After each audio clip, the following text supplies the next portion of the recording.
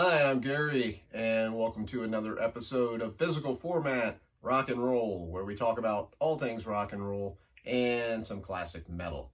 So today's episode is about Record Store Day, Black Friday 2020, and also I'm doing an album review from that.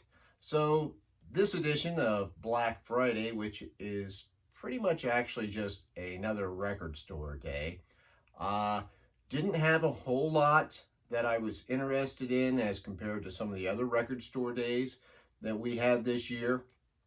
There were a few things that caught my eye. One of them being the Blue Oyster Cult live album from, I think, 1982, which that sounded interesting. I love Blue Oyster Cult, but it was a little pricey, I thought. And also, I've got the official Extraterrestrial live album from around that same time period, which is a really good album. So I thought, well, I don't know if I need another live album from right around then. Who knows? Sometimes you can get those things down the road.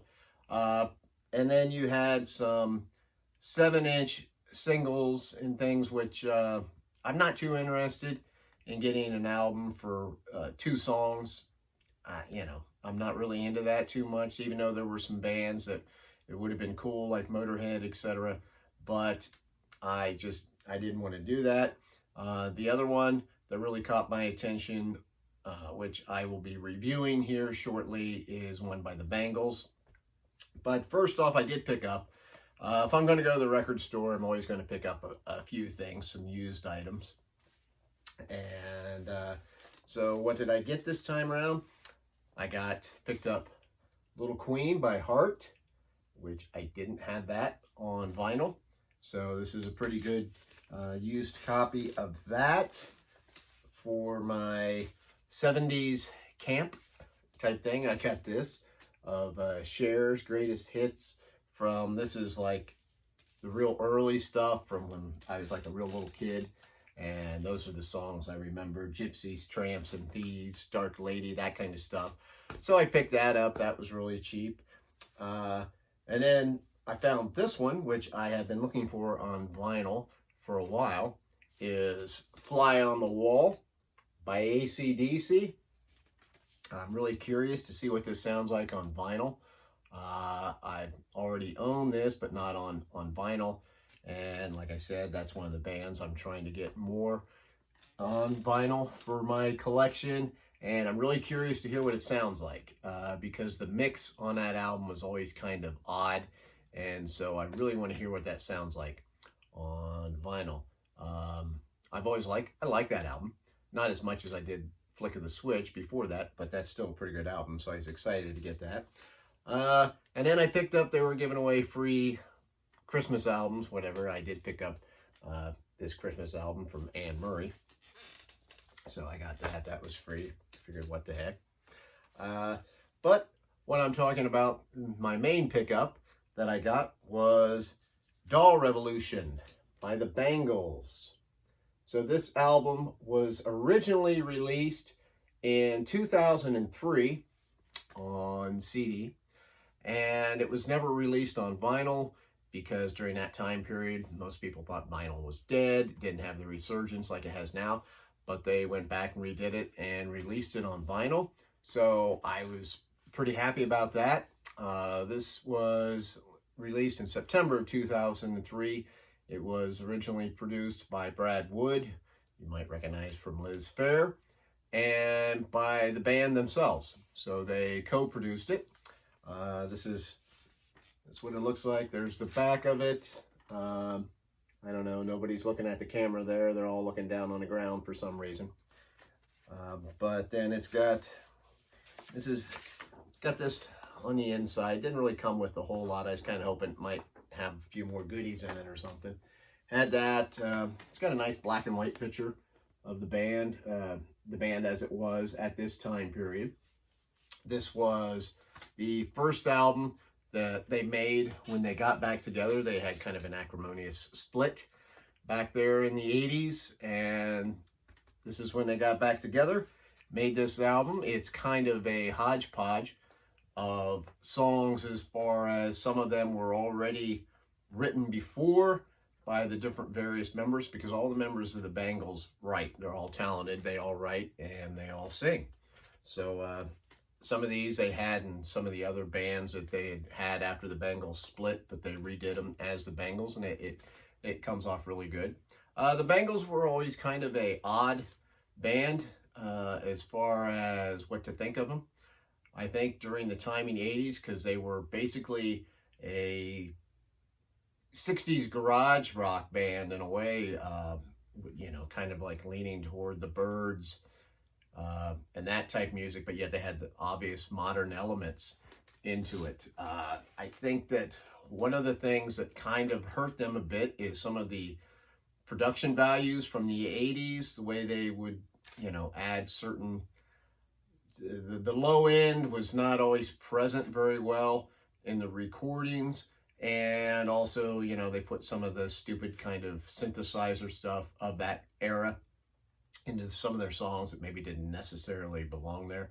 But they had a lot of great songs, really. A lot of good, catchy songs and great harmonies. That's what really set them apart, I think, from some of the other bands, like, say, the Go-Go's, who, you know, they came before them a little bit, and they were kind of thrown in with that because they were an all-girl band type thing, but they had those amazing harmonies. They were all good songwriters and everything. This album itself, this was a, like I say, this was a Record Store Day exclusive. It was only, I think, a limited run of 1,500 copies. It says it was hand numbered, but I don't know. I didn't see where. Oh, wait a minute. There it is. It is hand numbered. Okay, I have copy, looks like 492 on that. So this is the first time I just noticed that. The record itself is kind of cool looking too. It's a double record because it had 15 songs, so you know how that is. 15 songs for the CD, so once they put it on album, it takes longer. So, but it's kind of a, I don't know if you can see that well. It's got that weird pink, whatever you call that, tie-dye almost looking type thing. So it's kind of neat looking little record there. The sound is good. That's one of the things that's great about this album. Like I said, it doesn't have some of those annoying 80s production values on it. You just get to hear the band, and you get to hear what they sound like without anybody adding any kind of nonsensical stuff. It's a shame. This, you know, this is limited to 1,500 copies, but I kind of hope maybe it brings a little more attention back to this album, because it's a pretty good album, really. It starts off with Tear Off Your Own Head, Doll Revolution. Doll Revolution, that's where they got the title for the album. And that is actually a song by Elvis Costello. He had done that previously, and that song was a remake. It's a fantastic remake of it. You know, it sounds quite a bit like Elvis's version, but it's obviously different. They Bangalized it. They've got those harmonies in it. Susanna Hoffs sings lead on that one. It's really good, really strong start off for this album. Then it goes into a song called Stealing Rosemary, which let's see, one of the Peterson sisters did that. That was Debbi Peterson who wrote and sang that. Well, they co-wrote it. But those are two songs right there, I think, right off the bat, that you know, that just fits in with their greatest hits. It's like I would throw those in, you know, if I went to see the Bangles live, which I've never got to do. Actually, I would like to do.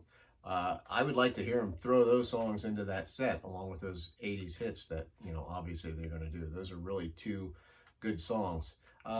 This has pretty much, like I say, everything that you would want out of a Bangles record. It's got great lead vocals, perfect harmonies. It's got some interesting musical compositions.